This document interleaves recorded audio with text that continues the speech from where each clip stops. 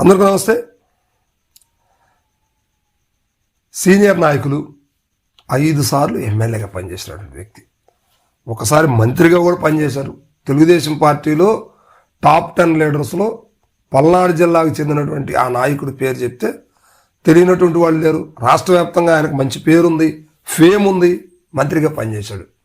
ఆయనే పల్నాడు జిల్లా చిలకలూరిపేట ప్రస్తుత ఎమ్మెల్యే ప్రత్తిపాటి పుల్లారావు గారు. సో ఇప్పుడు ప్రత్తిపాటి పుల్లారావు గారు 2014 నుంచి 19 వరకు ఆయన మంత్రిగా ఉన్నటువంటి పరిస్థితులు ఉన్నాయి. కానీ ఇప్పుడు మాత్రం చంద్రబాబు నాయుడు గారు ఆయన క్యాబినెట్లో చోటు దక్కనివ్వలేదు. కారణాలు ఏంటంటే నెక్స్ట్ క్యాబినెట్లో కూడా ఆయనకు అవకాశాలు రాకపోవచ్చు.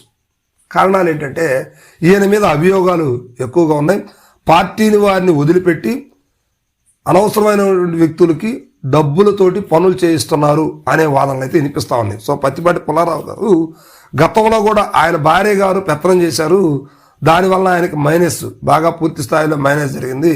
అందుకే అక్కడ నుంచి ఎట్ ఎ టైం ఫస్ట్ పార్టీలో చేరటం, పార్టీ నుంచి కంటెస్ట్ చేయడం, గెలవటం, మంత్రి అవటం చేసినటువంటి వ్యక్తి విడుదల రజనీ గారు. ఇప్పుడు వీళ్ళిద్దరికీ పచ్చగడ్డేస్తే బగ్గుమనే పరిస్థితి ఉంది. సో ఇప్పుడు విడుదల రజనీ గారు వైఎస్ఆర్సీపీ అంటే ఆయన 2024 ఎన్నికలకి స్థానచలనం చేసి గుంటూరు వెస్ట్ నుంచి పోటీ చేసినప్పటికీ జగన్మోహన్ రెడ్డి గారు తీసుకొచ్చి మళ్ళీ ఇక్కడే చిలకలూరిపేట ఇవ్వటమే జరిగింది. అయితే ఇక్కడ కూడా కాదు, బీసీ సామాజిక వర్గం బలమైన నేతలు కావాలంటూ రేపల్లి పంపించడానికి ప్లాన్ చేశారు. అది ఇంకా సెట్ కాని పరిస్థితి, అట్లా ఇంప్లిమెంటేషన్ ఇంకా జరగలేదు. అది అట్లా ప్రాసెస్లో ఉందన్నమాట. సో మొత్తం మీద ఇన్ఛార్జిగా విడుదల రజనీ గారు ఉన్నారు. ఆమె మీద కూడా అభియోగాలు ఉన్నాయి. అయినప్పటికీ ప్రత్తిపాటి పుల్లారావు గారు ఇప్పుడు అధికారంలో ఉన్నారు.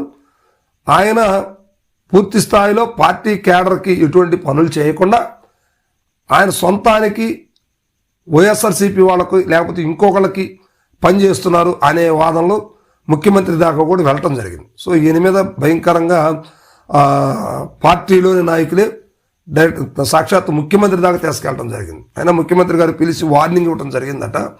కానీ అయినా కూడా ఆయన మొండి వైఖరి, ఆయన పట్టుదలని మార్చుకోవట్లేదని వార్తలు అయితే వినిపిస్తూ ఉన్నాయి. మరి ప్రత్తిపాటి పుల్లారావు గారు చాలా సౌమ్యంగా కనిపిస్తూ ఉంటారు. కానీ పార్టీలో వాళ్ళకి అన్యాయం జరుగుతుందనేది ఇప్పుడు చిలకలూరిపేట నియోజకవర్గంలో జరుగుతున్నటువంటి అంశం అన్నమాట. ఎందుకంటే నిన్నదాకా ఆ రజనీ అనుచరులు ఎవరైతే ఉన్నారో వాళ్లే ఇప్పుడు మళ్ళీ ఇక్కడ కొనసాగిస్తున్నారు, వాళ్లే మళ్ళీ అధికారాన్ని అనుభవిస్తున్నారు అనే మాటలైతే వినిపిస్తూ ఉన్నాయి. సో దీనివల్ల పార్టీ కేడర్కి దెబ్బ తగిలే అవకాశం ఉంది.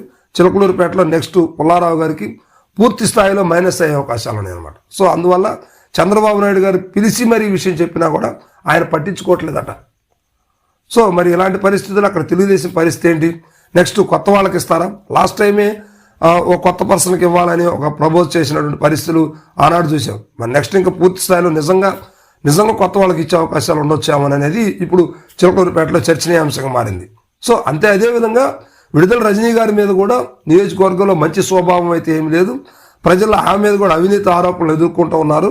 సో ఇద్దరు కూడా అవినీతి మరకలు ఉన్నటువంటి పరిస్థితులు అయితే కనిపిస్తూ ఉన్నాయి. సో మరి ప్రజలు ఎవరికి చేయి కొడతారు, ఎవరిని ఇష్టపడతారు, ఎవరికి ఓకే చేస్తారు అనేది మాత్రం కొంచెం వెయిట్ చేయాల్సిన పరిస్థితి. సో మొత్తం మీద పల్నాడు జిల్లాలో కీలకమైనటువంటి నియోజకవర్గం చిలకలూరిపేటలో ఇలాంటి దారుణాలు, ఇలా పార్టీ కేడర్ని ఇబ్బంది పెట్టేటువంటి పరిస్థితులు జరగడం అనేది కొంచెం ఇబ్బందికరంగానే ఉందని తెలియజేసుకోవచ్చు.